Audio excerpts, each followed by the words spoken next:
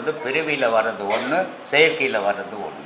நீங்கள் வெளிக்கணிப்பை பற்றி சொன்னீங்க. வெளிக்கணிப்பில் அது தவறாக கூட இருக்கலாம். உள்முகமாக நம்ம அந்த உணர்வு நிலையில் எப்படி ஒரு குரு பக்கத்தில் இருக்கும்போது எந்த மாதிரியான உணர்வு நிலையில் நாட்கள் குரு பக்கத்தில் இருக்கணும்னு அவசியமே கிடையாதும்மா. குருவை நீ பக்கத்தில் வர வச்சுக்கணும். உள்நிலையில் எந்த குருவோ சீடனை நோக்கி போகவே கூட, போனான்னா அவன் குருவே கிடையாது. குரு இடத்துல தான் நிற்கணும். சீடன் தான் குருவை தேடி போகணும். குரு அவனை தேடி போகக்கூடாது. காசு கோசமா பணசு கோசமா அவன் ஊடா திரியிறான்னா அவன் நல்ல குருவாக இருக்க முடியாது. குருன்ற உட்கார்ந்தத்தில் இருந்தால் தான் குரு. ஊரெல்லாம் சுற்றுருவன் குரு இல்லை. அந்த பக்கத்தில் உட்கார்ந்த குரு இருக்கிற குருவை உட்கார்ந்துருக்கிற குருவை தான் பக்கத்தில் நினைவாலே வர வச்சுக்கணும். அவன் தான் நல்ல சீடன். ஆனால் அந்த மாதிரி வர வச்சுக்க முடியாது. ஏன்னா அப்படி வர வச்சுக்கிற நிலைக்கு இவன் மனநிலை போச்சுன்னா உலக வாழ்க்கையை எழுந்துருவான். அதனால குரு இல்லைன்னாலும் பரவாயில்ல, உலக வாழ்க்கை வேணுன்றதுக்காக மனிதன் வாழ்ந்துன்னுக்கிறான் இன்னைக்கு. ஏன்னா புகழுக்காகவே வாழறான், பணத்துக்காகவே வாழறான், பாசத்துக்காகவே வாழறான். இவன் எப்படி ஆன்மீகத்தில் வர முடியும்? நேற்று கூட ஒருத்தர் என்கிட்ட நீங்கள் வந்து ஆசிரமத்தில் பேசுனாங்க. நாங்கள் மனவள கலையில் இருந்தோம் சாமி அப்படின்னு. ரொம்ப சந்தோஷமான. நீங்கள் பேசுனதான் அவர் பேசுகிறார், நான் பேசுனத பேச மாட்டார். அவர் வேறு பேசுவார், நான் வேறு. என்ன மாதிரி யாரும் பேச மாட்டாங்க, நான் யாரை மாதிரியும் பேசுறதில்லை. ஏன்னா நான் சொல்கிறது மனத்தை அழிச்சிடுன்னு நினைக்கிறேன், அவர் மனத்தை வளர்த்துடுன்னு சொல்கிறாரு. மனத்தை வளர்த்தா உலகத்தில் ஆரோக்கியமாக வாழலாம், மனத்தை அழிச்சா கடவுளோட வாழலாம். இதாம்மா வாழ்க்கையினுடைய வித்தியாசம். மனதை அடக்கணும்ன்றீங்களா? அழிக்கணும். நான் எடுத்த உடனே அழிச்சா நீ அழிஞ்சிடுவேன். அதை மொல்ல அடக்கி அழிக்கணும். எடுத்த உடனே அழிச்சா நம்மளே அழிஞ்சிடுவோம். ஆனால் அதை வளர்க்கவே கூட. ஏற்கனவே வளர்ந்து கப்பும் கலையுமா ஊரெல்லாம் போற வரணும்லாம் தண்டை வச்சுங்குது. அதை இன்னும் வளர்த்தா என்ன ஆகும்? விபரீதம் தான் வரும். அப்போ ஒவ்வொரு கலையா கழிச்சு வந்து கடைசியாக அடியை வெட்டணும். எடுத்த உடனே அடியை வெட்டினா பக்கா கக்கத்தில் மேலாம் வந்து நாசனம் பண்ணிட்டோம். இதுதான் ஆன்மீகம். அடியை வெட்டணும்னா அனுபவங்கள் தான். அது ஆமா, காலம் வேணும். அதுக்கு எடுத்த உடனே செய்யற விஷயம் கிடையாது. அது ஒரு பிறவியில செய்தற விஷயம் கிடையாது. பல பிறவிகள் தேவைப்படும். அது வரைக்கும் நீ காத்திருக்கணும். நீங்க சொன்ன மாதிரி அனுபவங்கள் தான் நம்மளை அனுபவங்கள் தான் வாழ்க்கை. அனுபவங்கள் தான் வழி நடத்தும். அனுபவங்கள் தான் நிம்மதியை தரும். அனுபவங்கள்ல இருந்து கற்றுக்கொள்றது வேற. ஆனா அனுபவங்கள் திரும்பி திரும்பி அதே அனுபவம் தான். இப்போ முதல்ல கூட கொஞ்ச நேரத்துக்கு முன்ன கூட பேசுனேன். ஒவ்வொரு மனிதனுடைய வாழ்க்கையிலையும் அவமானங்கள். அரசியல்வாதியிலேருந்து அன்னாட சோத்துக்கு வழி இல்லாத வரைக்கும் பிச்சை எடுக்கிறான். ஒரு வீட்டில் போடுறான், சந்தோஷமா வாங்குறான். அதே பிச்சை போற ஒரு இடத்துல திட்டுறான், அவனை அவமானப்படுத்துறான். பிச்சைக்காரன்லேருந்து இன்னைக்கு அரசன் வரைக்கும் அவமானப்பட்டு தான் வாழ முடியும். அவமானம் இல்லாமல் ஒருத்தன் கூட உலகத்தில் வாழவே முடியாது. ஆனால் அந்த அவமானத்தை மனசுல மறக்க கூடாது, நினைவா வச்சுக்கணும். இந்த அவமானம் ஏன் நேர்ந்தது நமக்கு அப்படின்னு அந்த அவமானத்தை வச்சான்னா அவன் வாழ்க்கைக்கு முன்னேறதுக்கு வழிவகுக்கும். அந்த அவமானத்தை மறந்தான்னா திருப்பி திருப்பி அவமானப்படுவான். இப்போ வறுமை, நோய், அவமானம் இதெல்லாம் தான் நம்மளோட. அவமானம் வேற, வறுமை, நோய் வேற. இதெல்லாம் நம்மளை வந்து ஆமா, எல்லாமே ஒவ்வொரு நேரத்துலயும் ஒவ்வொரு விஷயத்துல ஒவ்வொரு அனுபவங்கள் கிடைச்சிக்கிட்டே இருக்கும். இப்போ அடுத்தவன் ஒரு பக்கத்து வீட்டில் ஒரு சாவு நடக்கும். நம்ம வீட்டில் சாப்பாடு கீப்பாடு செய்து சாப்பிட்டு நல்லா நம்ம சந்தோஷமாக தான் இருப்போம். சாவு எடுக்கும்போது ஒரு 10 ரூபாய் கொடுத்து ஒரு மாலை போட்டு அங்கே போயிட்டு வந்துடுவோம் இல்லையா? இது பக்கத்து வீட்டு சாவு, மரணம் இல்லை. ஆனால் அதே மரணம் நம்ம வீட்டில் நடக்கும்போது சரி, மரணம் இயற்கை, நம்ம சாப்பாடு செய்ய சாப்பிடுவீங்களா? முடியாது. ஏன்னா அந்த மாதிரி ஒவ்வொரு வழியும் இருக்குது. ஒவ்வொன்றுலையும் அவமானத்தில் ஒரு வழி இருக்குது, பசியில் ஒரு வழி இருக்குது, வறுமையில் ஒரு வழி இருக்குது. இந்த வழிகள் வந்து அனுபவத்தை கொடுக்கும் மனுஷன். அந்த வழியிலேருந்து நம்ம எப்படி கடக்கணும்? இது அடுத்தவனுடைய வழியை சிந்திச்சுன்னா உனக்கு வழி தெரியாது. நீ அனுபவிக்கும் போது தான் அனுபவம் கிடைக்கும் இல்லையா? அந்த அனுபவம் தான் உனக்கு நிலையானதா நிற்கும். கண்ணில் பார்த்தது, காதில் கேட்டது, வாயில் படித்ததெல்லாம் அனுபவமாக நிற்காது. நீ அனுபவிச்சதான் நிஜம். ஏன்னா பார்த்தது, கேட்டது, படித்ததெல்லாம் மிகைப்படுத்தி இருக்கோம். ஆனால் உன் வாழ்க்கையில் நடந்ததை மிகைப்படுத்தவே இல்லை. உண்மை அது, அதை மறுக்கவே முடியாது. அதுதான்மா வாழ்க்கையினுடைய அனுபவமே. சொல்லுமா. இந்த மனம் வந்து எண்ணங்கள் பின்னாடி எப்பவுமே ஊஞ்சலாடிட்டே இருக்கு. ஓடுனாதான் அது தீர்மானம். இதை வந்து நம்ம தியான முறைன்ற பத்தி உங்களுடைய அபிப்பிராயம் என்ன? தியானம் எந்த விதத்துல அது மனதுக்கு உகந்தது ஆகுது, எந்த விதத்துல அது ஆன்மீகத்துல நம்மளை உயர்த்தி செல்றதுக்கு உதவுமா? அதெல்லாம் வந்து நிறைய பேர் சொல்லுவாங்க, ஒரு 1000 பேரை உட்கார வச்சுட்டு அப்படியே கண்ணை மூடிங்க, அப்படியே உள்ள போங்க, அப்படியே மேலே போங்க, மனசு திருப்பி நான் எடுத்து வைக்கிறதா? அது இதையெல்லாம் கதை சொல்லி ஏமாத்துற விஷயம். உண்மை அது இல்லை. நீ வந்து உலகத்தை மறந்து உன்னுடைய உயிரையே சிந்திக்கும் போது தான் உன்னுடைய எண்ணங்கள் மாறுபடும். அது திருப்பெல்லாம் முடியாது யாராலையும். திருப்புற பொருள் கிடையாது. உள்முகமா திருப்பதுங்கிறது நம்மளை பற்றி உன்னை சிந்திக்கும் போது தான் உள்முகமா நீ பார்க்க ஆரம்பிப்ப. வெளிமுகம்னு உலகத்தை பார்க்க ஆரம்பிப்ப. அப்போ இந்த உள்முகமா பார்க்கறதுக்கு பார்க்க சொல்றதுக்கு எப்படி பார்க்கணும்னு ஒரு குரு இருக்கணும், நல்ல குருவா இருக்கணும். முதல்ல அவர் பார்த்தவரா இருக்கணும். புக்கை வச்சு படிச்சு போட்டு அதில் சொல்லிக்கிற மாதிரி நீ படினா திருப்பி ஒரு கேள்வி கேட்டால் பதில் சொல்ல முடியாது, போயிடும். ஒரு குருநாதர் இல்லாம நம்ம மனதை தியானம் செய்ய முடியாது. ஏன்னா அது சில வழிகள் இருக்குது. அந்த வழியில போனாதான் அது தியானம்ன்றது கை கூடும். கண்ணமோடி இன்னும் உட்காந்துக்கிறதால தியானம் வராது. அது வந்து நிறைய இன்னைக்கு அதான் நடந்துக்கின்னு இருக்குது. அதனால் அப்படிலாம் வராது. தியானம்ன்றது ஒரு நல்ல குரு கிட்ட போய் அவர் சொன்ன வழியில் பயணம் பண்ணணும். குரு கிட்ட போகிறதாலேயோ உபதேசம் வாங்கறதாலேயோ நீ ஞானியாகவே முடியாது. அந்த மாதிரிலாம் ஏமாற்றவே கூடாது. தெய்வீகம்ன்றதே உலகத்தில் நம்ம 1000 பொய் சொல்லி தான் வாழ்ந்துன்னுக்கிறோம் வாழ்க்கையில். ஆனால் தெய்வ விஷயத்தில் பொய் சொல்லி வாழக்கூடாது. உலகத்தில் இருக்கிற பாவத்தோட பெரும்பாவம் அதான். அப்போது அதில் உனக்கு தெரிஞ்சது மட்டும்தான் சொல்லணும், தெரியாத சொல்லக்கூடாது. நீங்கள் எங்கேயாவது பார்த்துக்கிறீங்களா இந்த மாதிரி உட்கார வச்சுக்கின்னு கேள்வியை கேட்டு பதில் சொல்கிற இடத்த? எங்கேயும் பார்த்துருக்க முடியாது. ஏன்னு சொன்னால் இப்போ நீங்கள் உட்காந்து என்னை கேள்வி கேட்டுன்னுக்கிறீங்க. இந்த மாதிரி கேள்வி கேட்டால் நான் முட்டாள ஆயிடுவேன் தானாவே. அதனால் இந்த கேள்வி கேட்க அனுமதிக்கிறது கிடையாது. நான் சொல்கிறத கேட்டு நாங்கள் சொல்கிறபடி இருந்துவாங்க. ஆனால் நீ சொல்கிறத கேட்டு நீ சொல்கிறபடி செய்யறதுக்கு அவன் மனம் தெளிவு போகணுமே முதல்ல. அப்போது அவன் மனசுக்குள்ளுக்கிற சந்தேகங்கள் போனால் நீ கேள்வி கேட்டு பதில் சொன்னால் தான் அவன் சந்தேகம் போகும். அதை தான் நான் செய்துன்னுக்கிறேன் நான். சிவனோடு ஒக்கும் தெய்வம் தேடினும் இல்லை. சிவத்துக்கு ஈக்குவலான கடவுள் உலகத்தில் எங்கே தேடினாலும் கிடையாதுடா அப்படின்றார். சிவனோடு ஒக்கும் தெய்வம் தேடினும் இல்லை, அவனோடு ஒப்பார் இங்கு யாரும் இல்லை. அதுக்கு ஈடானவங்க கூட இல்லையா. புவனம் கடந்த அன்று பொன்வொளி மின்னும் தவச்சடை முடி தாமரையானே. உலகத்தில் கடவுள்னு சொல்கிறது ஒரே பொருள், சிவத்துக்கு ஈக்குவலான பொருளே உலகத்தில் எதுவுமே கிடையாது. அது ஒன்று தான் கடவுள். அதை தான் இந்த நடிகர் விஜய் அவங்க தாய் மாமன் வந்து வீட்டில் ஒரு பேட்டி எடுத்தார், ஆதி முதல் அந்தம் வரை எண்ணிட்டு. அந்த பேட்டியில் கடவுள்ன்றது எப்படி உருவாச்சு, அதை யார் உருவாக்குனது, அதுவாக உருவாச்சா, அது ஏற்கனவே இருந்ததா, இல்லை இப்போ உருவாச்சா அப்படின்றத ஒரு பேட்டி எடுத்தாங்க. அந்த சிவம் உருவானது மட்டும் 1.25 மணி நேரம் ஆச்சு சொல்கிறதுக்கு.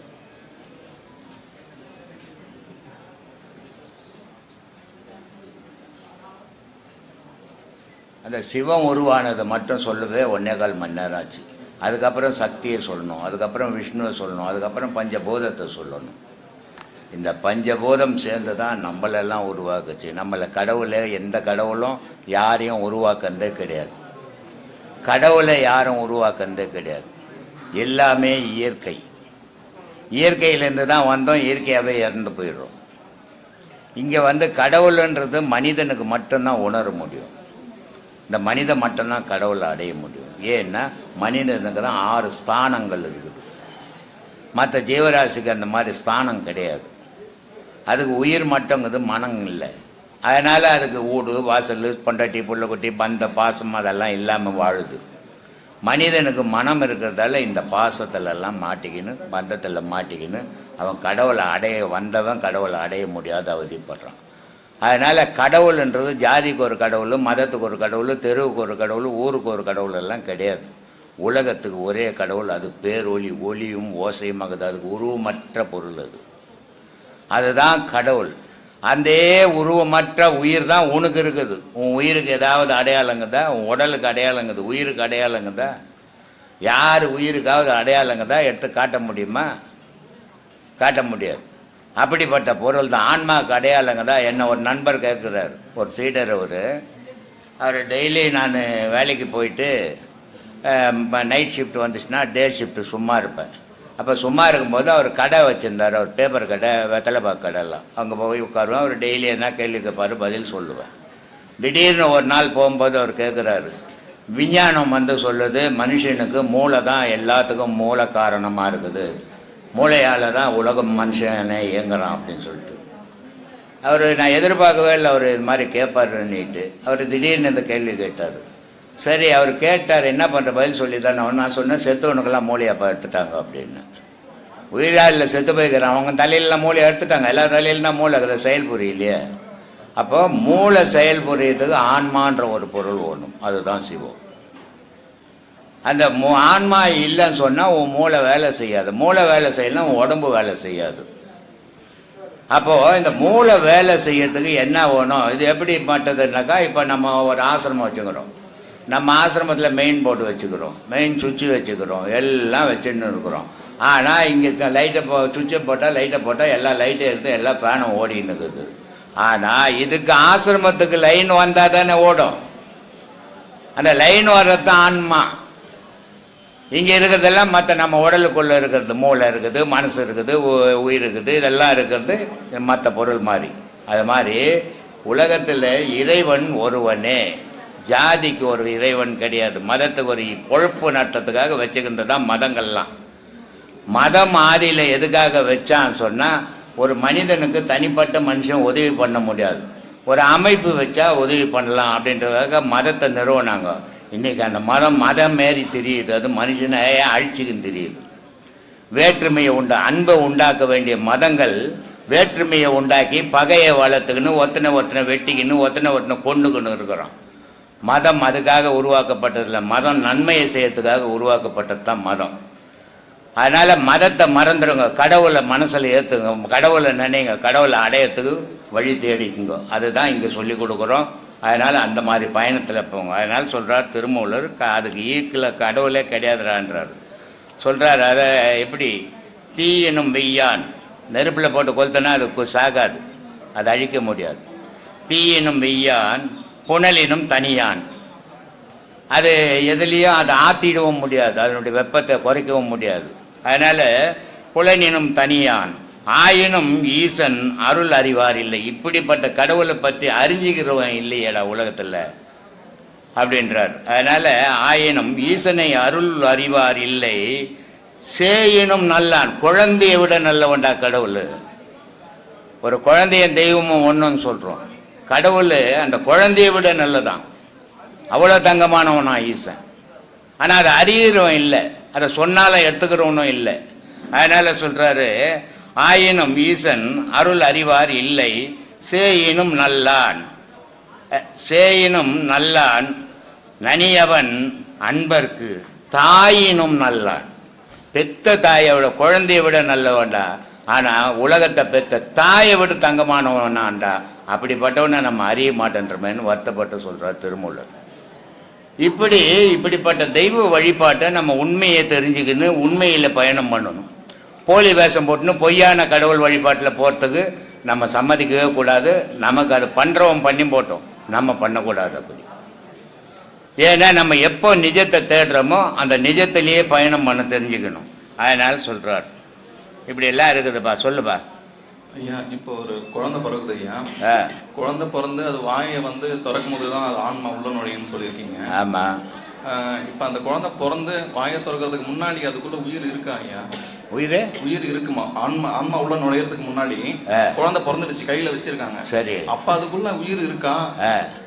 தாயினுடைய தொப்புல கட் பண்ணலன்னா உயிர் இருக்கும், இல்லைன்னா அது பிறந்த உடனே கத்துது. எப்படி கத்துது? குழந்தை பிறந்த உடனே கத்துது இல்லை, எப்படி கத்துது? அதுக்கு தொடர்பு இல்லைன்னா கத்தாத. தாயினுடைய தொடர்பு இருக்குங்க கத்துது, அதனால குழந்தை பிறந்து போச்சுன்றாங்க. அதுக்கப்புறம் தொப்புல கட் பண்ண பிறகுதான் அது பிண்டமா மாறுது.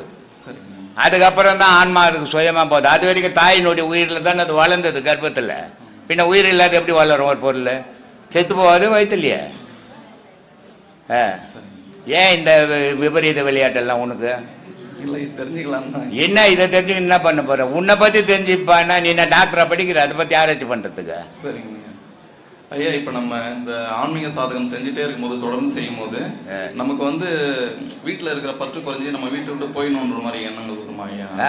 இப்ப நம்ம ஆன்மீக சாதகம் அதிகமா செய்ய செய்ய இல்ல முன்னேற்றம் அடையும் போது நமக்கு வந்து வீட்டு எல்லாமே மறந்து எல்லாரையும் மறந்து வீட்டை விட்டு போயிடுற மாதிரி சூழ்நிலை. வீட்டை விட்டு போயிடுற மாதிரி எல்லாம் தோணாது.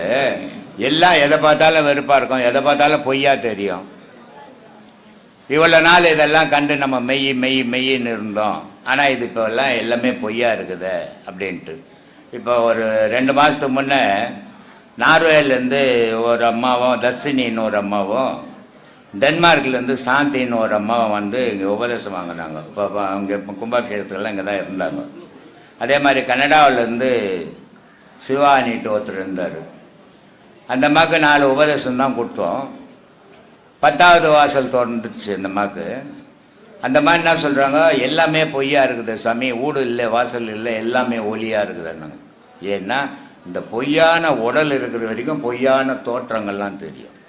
இந்த பொய்யான உடலை மறந்து உயிர் பார்க்கும்போது எல்லாம் பொய், கடவுள் மட்டும்தான் மெய், நம்ம மட்டும்தான் மெய்ன்றது தெரியும். அப்படி தெரியும் போது மற்றதெல்லாம் வெறுப்பு வரும். அதனால தான் சித்தர்கள் சொன்னான், இந்த உடலை வந்து நம்ம என்ன பண்ணுறோம், மெய்யின்னு சொல்கிறோம். ஆனால் அவன் சித்தர் என்ன சொல்கிறான், இதை பொய்யிடான்றான். இந்த மெய்யின்ற உடல் இல்லைன்னா நமக்கு அடையாளம் கிடையாது. ஆனால் அவன் என்ன சொல்கிறான், இந்த உடலை மறந்து ஒரு உயிரோட போகும்போது உடல் பொய்யா போகுது. அதனால காயமே இது பொய்யடா, சிவ காற்றடித்த பையடா, மாயனாராம் குயவன் செய்த மண்ணு பாண்டம் ஓடடா, வெளுத்த நரம்பையும் உளுத்த சதியும் இழுத்து கட்டிய கூடடா, வெந்த சோத்தையும் நொந்த காய்கறி போட்டடைத்த பையடா, காயமே இது பொய்யடான்னா. இந்த வெந்த சோத்தையும் நொந்த காய்கறியும் போடலைன்னு சொன்னால் உயிர்னு ஒன்று இருக்காது. ஏன்னா சுவாசம் வராது, செத்து போயிடுவோம்.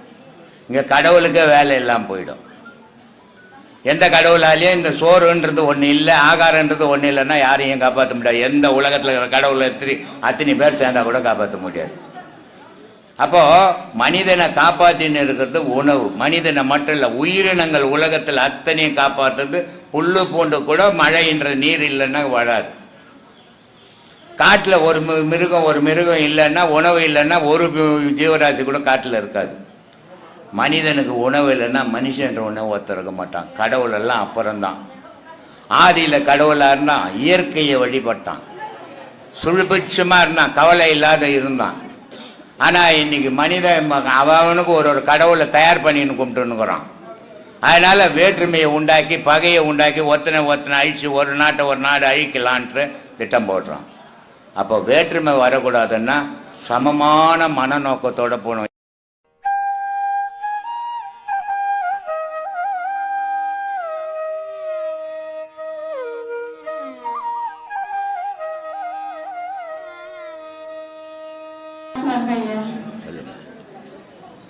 நான் இந்த பாடம் வாங்கி உபதேசம் செஞ்சுன்னு இருக்கேன் ஐயா. இப்போ குழந்தைக்கு உடம்பு சரியில்லைன்ட்டு ஹாஸ்பிட்டலுக்கு கூப்பிட்டு போய் 14 நாள் ஹாஸ்பிட்டலில் இருந்தேன் ஐயா. நான் வெளியே வந்து ஜூஸ் வாங்கினார் சொல்லிட்டு குழந்தை சொன்னாங்க. நான் வெளியே வந்து ஜூஸ் வாங்கிட்டு போனேன். ஆனால் இன்னைக்கு நான் உயிரோடு இருக்கேன்னா அதுக்கு காரணம் நீங்கள் தான் சாமி. நான் இன்னைக்கு உயிரோடு இருக்கேன்னா அதுக்கு காரணம் நீங்கள் தான் சாமி. ஜூஸ் வாங்கின்னு வரும்போது உடம்பு ஏதோ பண்ணிச்சு, மூச்சு விடுறது கஷ்டமாயிடுச்சு சாமி. மூச்சு விடுறது கஷ்டமாயிடுச்சு, நெஞ்சாண்டாலும் அழுத்தமாகிடுச்சு, அப்படியே வேர்வெல்லாம் பிடிச்சிருச்சு. தண்ணி நம்ம குடிச்சா எப்படி மேலேருந்து அப்படியே தண்ணி சாரெல்லாம் வருமோ அது போல ஆச்சு. சரி, கொஞ்சம் கொஞ்சமாக நினைவு தடுமாறு அப்படி இருந்துச்சு. ஆனால் இந்த பாடம் உபதேசம் ஆகிறதுக்கு முன்னாடி நம்ம இருக்கவே கூடாது, இறந்துடணும்னு நான் நினச்சேன். இந்த பாடம் வாங்கின பின்னாடி பசங்களை வளர்க்கணும்னு நீங்கள் சொல்லியிருக்கிறீங்க சாமி. பசங்களுக்காக நீ வாழ்ந்துதான் ஆகணும், கடவுள் கூப்பிட்றப்ப தான் நம்ம போகணும் அப்படின்னு சொல்லிட்டு. ஆனால் அந்த நேரத்தில் வந்து வாழணும்ன்ற இது மூச்சே விடுறது கஷ்டம் ஆயிடுச்சு, ஒரு மாதிரி ஆயிடுச்சு சாமி. அவன் நினைவு தகுதினே வருது, எனக்கு தெரியுது. அது அந்த கடைசி நொடியில் நான் நினைக்கிறேன் சாமி, அப்பா என் பசங்களுக்கு யாரும் இல்லைப்பா,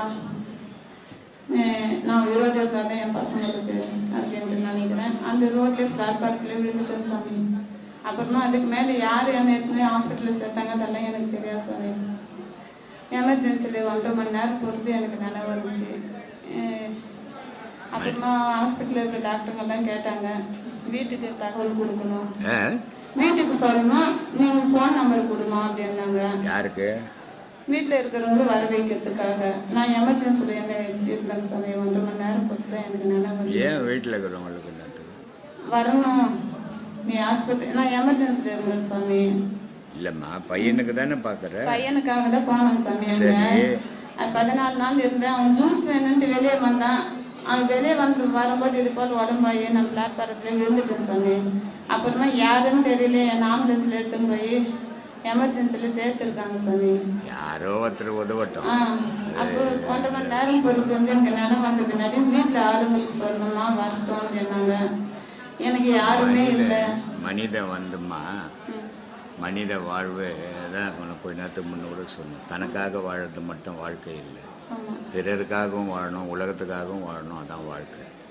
இப்போது நம்ம பிள்ளைங்க நம்ம பெற்றுட்டோம், அதுங்களுக்கு என்ன தேவையோ அதை நம்ம செய்ய வேண்டியது நம்ம கடமை இல்லையா? அது அப்போது நமக்கு 1000 கஷ்டங்கள். ஆனால் நம்ம என்ன நினைக்கிறோன்னா, இது ஏன் எனக்கு மட்டும் இந்த கஷ்டம் அப்படின்னு நம்ம நினைக்கிறோம். ஆனால் இது நமக்கு மட்டும் வந்ததில்லை, உலகத்தில் பல ஆயிரம் பேருக்கு அதை இதை விட கொடூரமான கஷ்டம் இருக்குது. ஆனால் நம்மளால் தாங்க முடியாத போது நம்ம நினைக்கிறோம், எனக்கு மட்டும் கடவுள் ஏன் இப்படி கஷ்டத்தை கொடுத்தாங்க. கடவுள் கஷ்டத்தை யாருக்குமே கொடுக்கறது இல்லைம்மா. கடவுள் யாருக்குமே இன்பத்தையும் கொடுக்கறதில்லை. கஷ்டமும் இன்பமும் நம்ம முன் செய்த வினையினுடைய பயனாக தான் நம்ம இந்த பிறவியில் நம்ம அனுபவிச்சுன்னுக்கிறோமே தவிர, நம்ம பழிய கடவுள் மேலே போட்டுன்னுக்கிறோம், இல்லை விதி மேலே போட்டுன்னுக்கிறோம். அதனால தான் சொல்கிறது, இந்த பாடத்தை நல்லா பண்ணுங்க.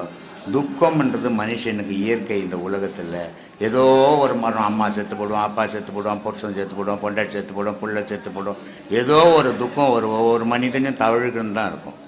துக்கம் இல்லாத மனிதன் உலகத்தில் யாருமே இல்லை. அப்பா அம்மா இல்லைன்னா துக்கம் வராது. முன்னோர்களுக்கு நமக்கும் அப்பா அம்மா இருந்திருக்கிறாங்க, நமக்கும் அது மரணம் வந்துக்கின்னு தானே இருக்கும் தொடர்ந்து எல்லாருக்கும். அது திக்கில்லாத இடம். நான் அந்த இடத்துல வந்து கடைசி நொடியில் அப்பா எனக்கு யாரும் இல்லை, நீங்கள் தான் உயிர் என்ன ஆகும்னு தெரியாதுன்ற நிலையில் வந்து அந்த இடத்துல வந்து என்னை உதவி செஞ்சு அந்த இது உங்கள் மூலியமாக தான் எனக்கு எல்லாம் நடந்தது. அந்த இடத்துல நல்லது, நல்ல விஷயம், நல்லது நடக்கட்டும். அந்த குழந்தைக்கு நல்லபடியாக ஆப்ரேஷன் ஆகட்டும், நல்லா இருக்கட்டும். ஏன்னா ஹார்ட் ஆப்ரேஷன்ன்றது அவ்வளோ விளையாட்டு இல்லை. வேறு மற்றது இருந்தால் பரவாயில்ல, ஹார்ட் ஆப்ரேஷன்னா அவ்வளோ விளையாட்டு இல்லை. அதனால் நல்லபடியாக நடக்கும். ஒன்றும் பயப்பட வேணாம், நல்லதே நடக்கும், நல்லதே பார்த்துக்கணும் சாமி. இப்போ பசங்க 3 பசங்க இருக்காங்க. இப்போ அந்த பசங்களை ஒவ்வொருத்தருக்கு ஒவ்வொரு தொந்தரவு வேணாம். அப்போ நான் செஞ்ச பாவத்தால தான் அந்த பசங்களுக்கு அதெல்லாம் ஒன்றும் அந்த மாதிரி கற்பனைக்கெல்லாம் சும்மா கண்டவங்க என்ன சொல்கிறாங்கன்னா அதெல்லாம் எடுத்துக்காது. நீ இப்போ குழந்தைங்களுக்கு ஒவ்வொருத்தருக்கு ஒவ்வொரு தொந்தரவு இருக்கு.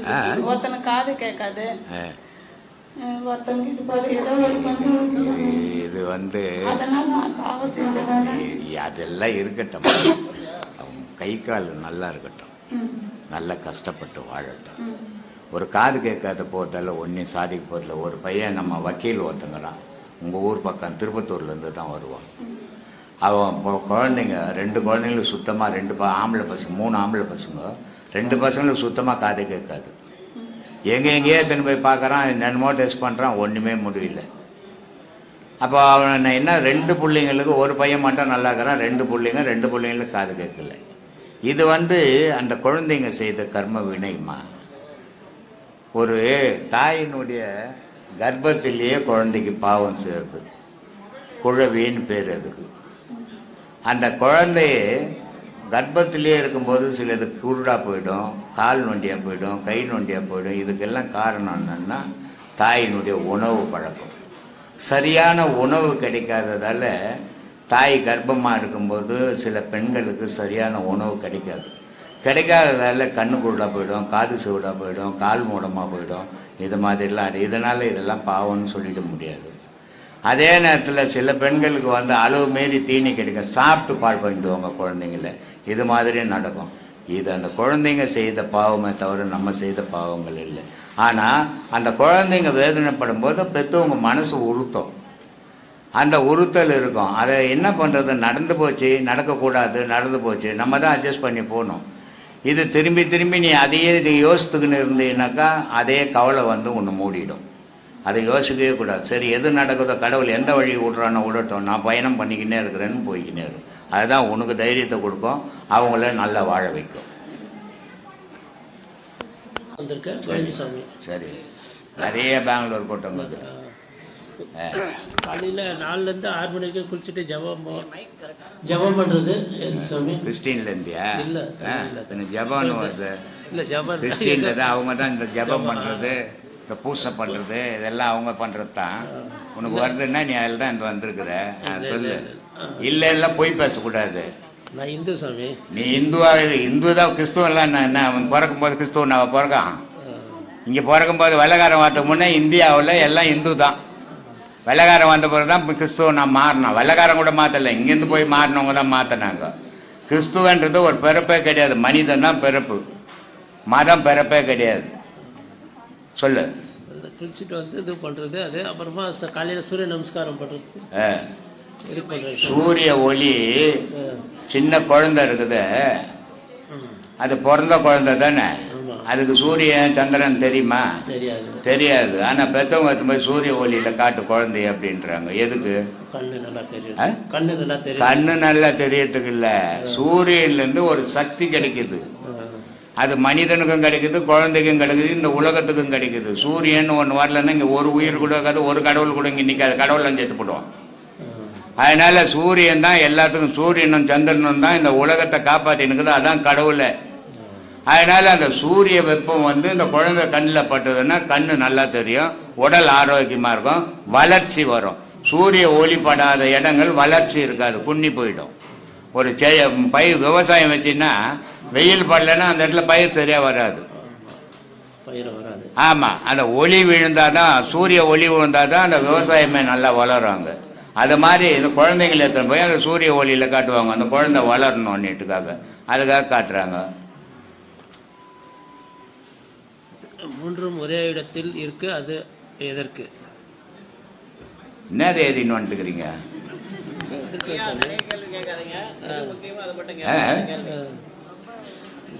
இதுக்கு வந்துட்டு சக்தி புத்தி கடவுள்னு சொல்றாங்க. சக்தி புத்தி கடவுள்னு சொல்றாங்க. யார் சொன்னது?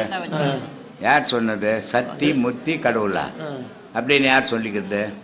புக்கில் சிவவாக்கியர் புக்கில் இருந்தது. சிவவாக்கியர் சொல்லி இல்லை, எங்கேயுமே அப்படி சொல்லலையே. அந்த 9 நவகிரகம் இருக்கு இல்லையா திருப்பதி தமிழ்நாட்டில், அங்கே போகும்போது அவங்க புக்கில் வாங்கிட்டு வரும்போது அந்த புக்கில் இருந்தது. அது சிவவாக்கியர் புக்கு இருக்காது, வேற என்ன வாக்கியர் புக்காக இருக்கும். சிவவாக்கியர்லாம் எல்லாம் சொல்ல மாட்டார். ஆசை பற்று பண்பு அருள். ஆசை பற்று பண்பு அருள். பண்பு எல்லாம் வந்து இங்கே நம்ம சொல்லிக்கிறது, அது வந்து பழக்கத்தில் வர்றது. ஆனால் ஆசை பாசம் அது இயற்கை, அது உடலோட வந்தது. அதனால அது வந்து அதுக்கு எதுக்கு என்னக்குது, ஆன்மீகத்துக்கு என்னக்குது? அதுக்கு இது இல்லைங்களா? எதாவது தப்பாக இருந்தால் தப்பு இருந்தால் மன்னிச்சிடுங்க. போட்டோ எடுத்து வச்சுங்க. 1000 முறை தொழுவார் மறுபிறவி. 1000 முறை தொழுவார் மறுபிறவி அப்படின்னா அந்த புக்கில் இருந்தது. ஏதோ ஒன்று எவனோ ஏதோ இந்த எழுதிக்கிங்க, அது உதவாருக்கு கீச்சு போட்டு போ. 1000 முறை சொன்னால் மறுபிறவின்னா அப்புறம் இப்போ இல்லை சொல்லலைன்னா மறுபிறவி இல்லையா? எப்படி அது? ஏதாவது ஒரு பொருள் இல்லையே அதில். இறைவனை உணர்வது எப்படி? ஈசனோட 4 ஞானிகள் வந்தாங்க இந்த உலகத்துக்கு. ஈசன்கிட்ட உபதேசம் வாங்கி அந்த 4 ஞானியால் தான் இன்னைக்கு உலகம் ஃபுல்லாக இந்த ராஜயோகம் மற்ற எல்லா யோகங்களும் இன்னைக்கு உலகத்தில் இருக்கிறதுக்கு காரணம் அந்த 4 ஞானியால் தான். அந்த 4 ஞானி வந்து இந்த உலகத்தில் ஒவ்வொருத்தரும் ஒவ்வொரு பகுதியில் இருந்து அதை சொல்லிக் கொடுக்கும்போது தான் இன்றைக்கி அது உலகம் ஃபுல்லாக பரவிச்சு. அந்த 4 ஞானி யாருன்னு திருமூலர் சொல்கிறாரு. நந்தி அருள் பெற்ற நாதரை நாடினேன். நந்திகள் 4 சிவயோக மாமுனி 1. நந்திகள் 4 சிவயோக மாமுனி மற்றும் தொழ பதஞ்சலி, வேகப்பாரன், திருமூலன். இந்த 4 பேர் ஈசன்கிட்டவே உபதேசங்கள் வாங்கி இந்த உலக மக்களுக்கு சொல்கிறதுக்கு வந்தாங்க. அதில் 2 பேர் சிவமாமுனியும் பதஞ்சலியும் வடநாட்டுக்கு போயிட்டாங்க. இவர் திருமூலரும் இவங்க இந்த பக்கம் தென்னாட்டில் இங்கே சொல்லி கொடுத்து இன்றைக்கி இந்த கலை இவ்வளோ வளர்ந்துருக்குது. இதை வளர்க்குறதுக்கு அவங்க எவ்வளோ பாடுபட்டிருக்கணும். இப்போவே நம்ம இவ்வளோ வசதிகள் இருக்கிற காலத்துலேயே எவ்வளோ கஷ்டப்படுறோம். அப்போ ஜனங்களே அதுக்கு போகாத காலம், அப்போ எவ்வளோ கஷ்டப்பட்டு இருப்பாங்க. அப்படி இருந்தோம் இன்றைக்கி இது நிலைச்சி நிற்கிதுன்னு சொன்னால் அவங்க பட்ட சிரமம் தான். அதனால தான் அத்தனை மகான்களுக்கு மேலே நம்ம செலவழித்து இதை உலகத்தில் எங்கேயும் செய்யாத செயலை நம்ம செய்து இந்த உலகத்துக்கு காட்டணும், இதை எல்லாருமே செய்யணுன்றதுக்காக பண்ணியிருக்கிறோம். இது நடந்துக்கினுக்குது. இன்றைக்கி உலகம் ஃபுல்லாக இருந்து நம்ம ஆசிரமத்துக்கு நிறைய வெளிநாட்டு சீடர்கள்லாம் வராங்க, உபதேசங்கள் வாங்குறாங்க, நிறைய போகிறாங்க. காரணம் இது என்னன்னாக்கா, தெய்வம்ன்றது பொய்யான விஷயம் இல்லை. அதே நேரத்தில் தெய்வ வழிபாடுன்றது பொய்யான விஷயமா இருக்கக்கூடாது. தெய்வ வழிபாடுன்றது உண்மையில் இருக்கணும். தெய்வம் எங்கே இருக்குது? உனக்குள்ளே தான் இருக்குது, உலகத்துலலாம் கிடையாது. உலகம்ன்றது ஒரு பிரபஞ்சம், அது ஏக்கத்தில் நடந்துன்னுக்குது. ஆனால் அதே கடவுள் உனக்குள்ளும் இருக்குது. அதை நீ தேடி எடுத்தினா நீ கடவுள் நிலையை அடையலாம். அதனால தான் சொன்னான் மனிதனும் கடவுள் ஆகலாம்ன்ட்டு. புலியும் கடவுள் ஆகலாம், சிங்கமும் கடவுள் ஆகலாம்னு சொல்லியிருக்கலாம், சொல்லலை. மனிதனும் கடவுள் ஆகலாம். ஏன் மனிதனுக்கு? ஏன்னா மனம் இருக்கிறவனுக்கு மட்டும்தான் உலக வாழ்வும் வாழ முடியும், கடவுளையும் அடைய முடியும். மனம் இல்லாதவன் எதையும் செய்ய முடியாது. அதனால் அப்படிப்பட்ட வழியை தான் நம்ம சொல்லிக் கொடுக்குறோம். இதை பின்தொடர்ந்து நல்லபடியாக சீராக சிறப்பாக செய்தீங்கன்னா அதனுடைய பலன் உங்களுக்கு, அந்த பாவங்கள் அழிக்கலாம், புண்ணியத்தை நாடி போகலாம், இறைவனோடு அடையலாம், பிறப்பை தவிர்த்துக்கலாம். அதுக்காக தான் இவ்வளோ பேசினுக்கிறேன் நான். இதை பின்தொடருங்க. சொல்லுப்பா, என்ன ஏமா சொல்லு. ஒரு 1000 மைலுக்கு போலுக்குதா சொல்லு. அதான் சுங்காசத்திரம் ஒரு 1000 கிலோமீட்டர் இருக்கும். அவ்வளோ நாள் ட்ரை பண்ணி அவ்வளோ நாள் ட்ரை பண்ண மலேசியாவிலேருந்து நினச்சிங்கன்னா வந்துடுறாங்க. சுங்காசத்திலேருந்து வந்து பெருசாக சொல்கிறேன். சொல்லு நடந்து போகிற இடத்துக்கு சித்தர் பாடல் சொல்லுப்பா. கோவானூர் பொட்டிலே குண்டுமணியின் சன்னதியிலே சவாமூலி முளைத்திருக்கு, அதை சார்ந்து பாரடி. யார் பாட்டது? அகஸ்தியர். என்ன சொல்றாரு? அதைத்தான் எனக்கு தெரியல. அதை பத்தி தெரியாது உனக்கு. எதுக்கு அது? அதை பத்தி ரொம்ப நாளா அந்த பாட்டு. அதான் அதுக்காக தான் ஆசிரமத்துக்கு வந்தியா? இல்லையா, சித்தர்கள் பத்தி அது கொஞ்சம் அப்படியே தேடி எல்லாம் உனக்குள்ளவே இருக்குது. அதை தேடுறா முதல்லன்றாரு. என்ன சொல்ற? முதல்ல அடி சொல்லு. கோவானூர் பொட்டலிலே என்ன சொல்றாரு? கோவானூர் பொட்டலிலே குண்டுமணி அம்மன். அது எங்க இருக்குது? அதுன்னு தெரியாது, ஒன்றும் தெரியாது. ஏதோ எவனா பாட்டு ஒன்று பேப்பரில் கச்சிருந்தா காகிதத்தில் அது பொறுக்கி வச்சு ஜோட்டில் போட்டுன்னு தெரியுதா? பொட்டுன்றது பூர்வ மையத்தை சொல்றாரு. அங்கே தாண்டா குண்டுமணி இருக்குது, அங்கே அம்பாள் உட்காந்து பாடுறான்றாரு. சாவாமொழி முளைத்திருக்கு, அதை சார்ந்து பாரடி. ஆமாம், அதை அங்கே பாரு. ஊரெல்லாம் பார்க்காத. ஊரெல்லாம் பார்த்தீங்கன்னா உன் பொழப்பு கெட்டு போடும். அங்கே பார்த்தீங்கன்னா நீ போச்சுப்பேன்னாரு. அதனால் அங்கே பார்க்கறது தான் கஷ்டம். அங்கே பார்க்கறதுக்கு தான் இங்கே சொல்லி கொடுத்துன்னுக்குறாங்க. பாரு போ. சித்திரங்கள்லாம் எல்லாரும் பறவையாக எல்லாம் சொல்லிட்டு வர்றது முப்புன்னு சொல்லி வராங்களே. ஏப்பா முப்புன்னா வயசாச்சுன்னு அர்த்தம். போகிற துபாய்க்குன்னு அர்த்தம். ஆமாப்பா, பிணின்னா நோய், முப்புன்னா வயசாயிடுச்சுன்னு அர்த்தம். முப்பு வந்துடுச்சுனாக்கா துபாய்க்கு போக போகிறோம்னு அர்த்தம். இப்போ எனக்கு முப்பு வந்துடுச்சு, 3 மாதமாக அந்த ஆஸ்பத்திரியில் இருந்துட்டு வரல, அந்த மாதிரி அதை சொல்கிறது. முப்புன்னா வயசாயிடுச்சு, ஒரு துபாய் போக போகிறாருன்னு அர்த்தம். இறைவன் ஒருவன் தான்ட்டு போகணும். உன் கடவுள் வேற, என் கடவுள் வேற, உன் தெய்வம் வேற, என் தெய்வம் வேற, உன் மொழி வேற, என் மொழி வேற. இந்த வேற்றுமையை உள்ளத்துக்குள்ளே உருவாகும் போது உனக்கு பகை உணர்ச்சி வரும்.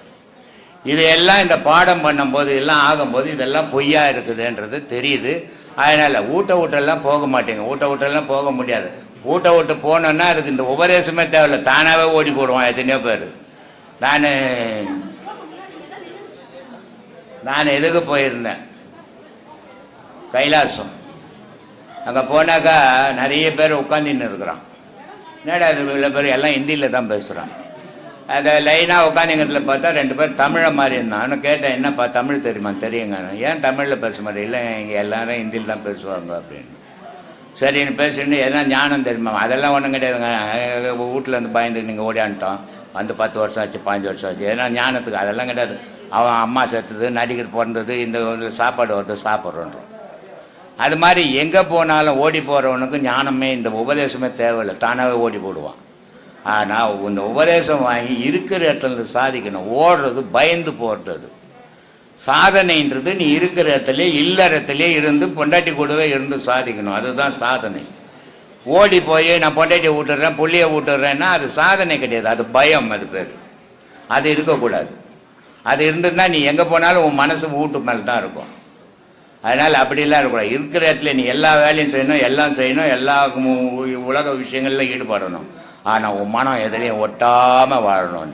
நீ தனித்தே நிற்கணும், எல்லா செயலையும் செய்யணும். நீ அந்த மாதிரி போனால் வீட்டில் குடும்பத்தில் பிரச்சனை இல்லைன்னா குழப்பம் வரும். அதனால தான் இங்கேருந்து வீட்டிலேருந்து இங்கேருந்து உபதேசம் வாங்கின்னு போகிறது, பொண்டாட்டியை உட்காந்து ராமாயணம் படிக்கிறது, படிச்சுட்டு அப்புறம் பூஜை பண்ண போனால் வீட்டுக்கட்டத்தை நிற்கிறது. இந்த மாதிரி நான் எங்கள் அம்மா வீட்டில் எடுத்து விட்றேன், என்னையாண்ட கல்யாணம் பண்ணிக்கினேன்றது. இது மாதிரி பிரச்சனை எல்லாம் அதனால வர்றது தான். அது மாதிரி வேலையெல்லாம் வச்சுக்கூடாது. சரி சொல்லு. ஏன் இப்போ நம்ம வாழ்நாளில் நம்ம செய்கிற நல்லது கெட்டதுக்கான பிரதிபலன் வந்து நமக்கு தானே ஏன் கிடைக்கணும்? நம்ம பெற்ற பசங்களுக்கு ஏன் பாவம் சேரணும்? அது நீ எதுலேருந்து வந்த? நான் அப்பாவோட. அதுலேருந்து வந்ததெல்லாம் உனக்கு தான் சொந்தம். இப்போ உங்கள் அப்பா சொத்து வச்சுருந்தாருன்னா யாருக்கு சொந்தம்? உனக்கு தான் சொந்தம். அப்போ அவர் பாவம் சேர்த்து வச்சுக்கிற பாவமும் உனக்கு தான் சொந்தம். பக்கத்து வீட்டுக்காரர் எடுத்து பண்ண உங்கள் அப்பா சொத்தெல்லாம் நீ தான் எடுத்துக்கணும். அது மாதிரி நீ பண்ணுறதெல்லாம் உன் பிள்ளைங்களுக்கு தான் வரும். இது வந்து தொடர்பு இல்லாத போது தான் வராது. தொடர்பு வர்றதுக்கு முன்னே எல்லாருக்குமே வரும். அதனால் அது ஏன் வருதுன்னு கேள்வியே கிடையாது. அதனால தான் சொல்கிறது.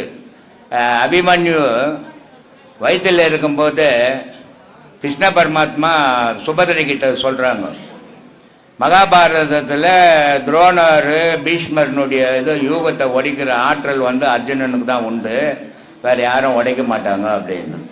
அப்போ அது எப்படி உடைப்பாங்கன்னு கேள்வி கேட்கும்போது சுபதிரைக்கு சொல்லின்னு வர்றாரு. சுபதிரை தூங்கிட்ட உடனே அபிமன்யு கேட்டுன்னுக்கிறான் வயிற்றுலேருந்து. பிறந்த உடனே அந்த அபிமன்யு கிருஷ்ண பரமாத்மா சொன்ன மாதிரி உள்ளே போயிட்டான், வெளியே வர தெரியாது, மாட்டின்னு செத்து போகிறான். அது மாதிரி கர்ப்பத்திலேயே அந்த குழந்தைங்களுக்கு அந்த உணர்வு வந்துடும். அப்போது கர்ப்பத்திலேயே உணர்வு வந்தது, மற்றவன் சொன்னதே கேட்கும்போது அந்த விந்துலேருந்து வந்ததுக்கு அந்த பாவ புண்ணியம் வராதா?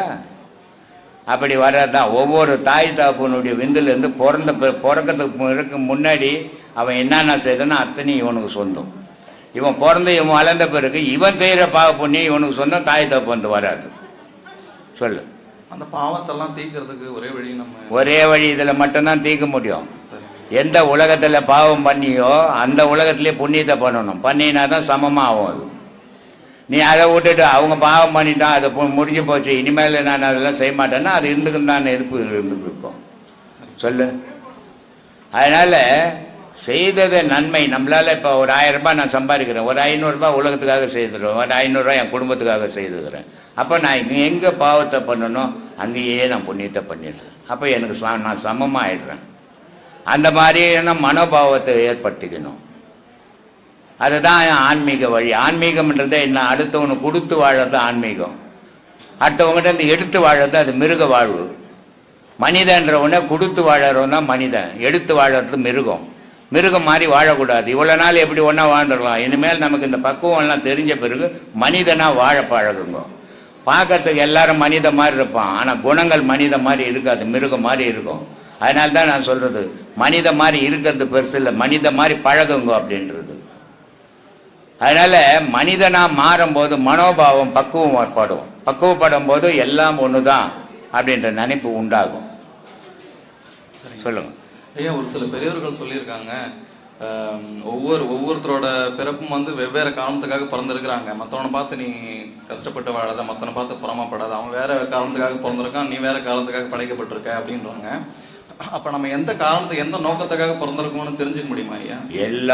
யாரையும் தெரிஞ்சிக்கவே முடியாதுப்பா. தெரிஞ்சிக்க முடிஞ்சிச்சுன்னா உலகம் இந்நேரம் இருந்திருக்காது.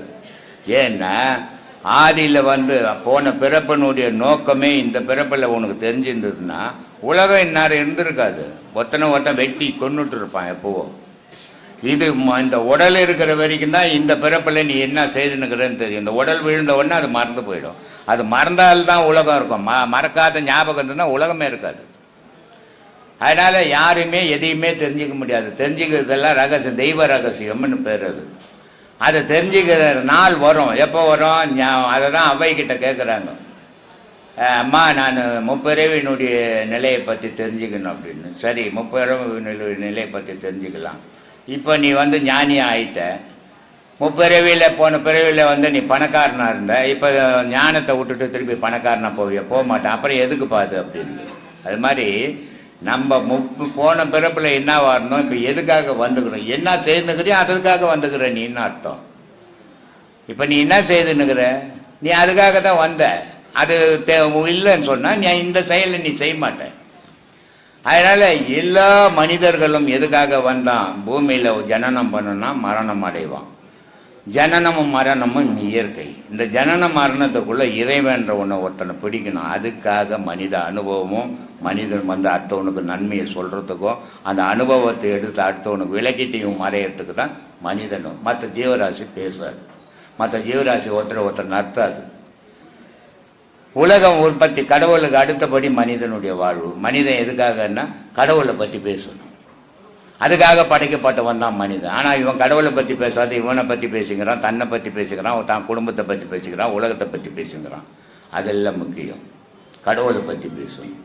ஆனால் அந்த கடவுளை பற்றி பேசுறது உண்மையான பேச்சாக இருக்கணும், பொய்யான கடவுள் பிரச்சாரமாக இருக்கக்கூடாது. அதுக்காக வந்தது தான் மனித உடல். சரிங்க, சொல்லு. ஐயா ஒரு கேள்வி மட்டும் கேட்கணும், அது கேட்கலாமா வேணாமான்னு தெரியல. ஐயா இப்போ இந்த ஆன்மீகத்தில் ஞானநிலை அடைஞ்சவங்க கடவுளோட நிலை ஒன்று அப்படின்னா ஒரே ஞான நிலைன்னா, ஆனால் ஒவ்வொருத்தரோட கருத்துக்களும் மாறுபட்டு இருக்கு ஐயா. ஒரு சில ஆமாம், நீ எந்த நோக்கத்தோட பார்த்தியோ கடவுளை, அந்த நோக்கம். ஒருத்தன் குழந்தையா பார்த்தான் கடவுளைன்னா அது குழந்தையாவே காட்சி கொடுக்கும். ஒருத்தன் முதியவராக பார்த்தான்னா ஒருத்தனுக்கு முதியவராகவே காட்சி கொடுக்கும். எவன் ஒருவன் எதை நினைக்கின்றானோ அவன் ஒருவன் அதுவாக ஆகின்றான். கடவுள் அப்படி தான். எந்த ஞானி எதுவாக நினைச்சாரோ கடவுள் அதுவாகவே காட்சி கொடுப்பாரு.